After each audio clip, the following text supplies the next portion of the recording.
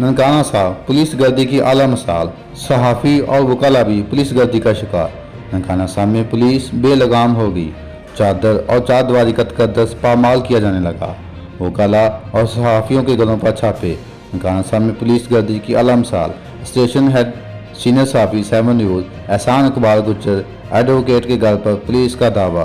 चादर और चारदीवारी के तकद्दस को पामाल करते हुए मकामी पुलिस ने तोड़ फोड़ की, मोबाइल छीनने की कोशिश की, घर में मौजूद खवातीन और बच्चों को हरासा किया गया।